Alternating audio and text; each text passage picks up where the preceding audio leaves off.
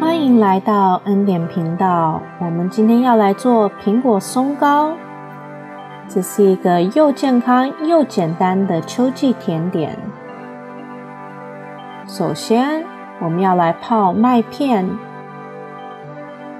我这里有110克的麦片，倒入200克的牛奶，稍微搅拌。然后我们要放着浸泡半个小时。那在泡麦片的时候，我们可以准备干食材。首先加入150克的面粉，4克的发粉，3克的苏打粉，2克的盐和5克的肉桂粉，搅拌均匀。再来，我们要准备湿的食材。可以看到浸泡后的麦片把牛奶都吸进去了。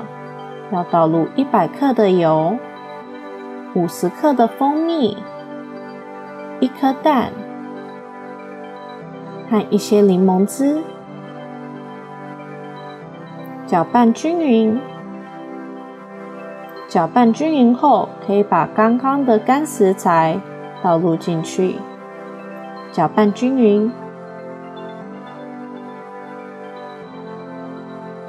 现在我们可以把其他的食材加入进去了。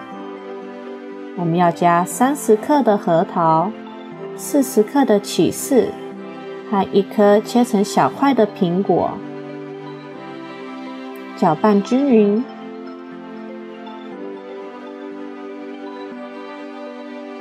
搅拌好就可以把它放进模具。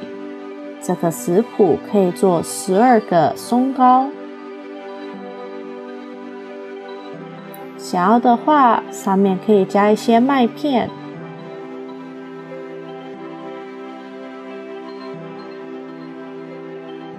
那我们这个做好了，就可以放进烤箱，烤425度7分钟，再降到350度烤18分钟。哇，隔着萤幕都可以闻到满满的苹果的香气。看起来又香又好吃。喜欢的人请订阅、按赞、按上小铃铛。我们下次再见。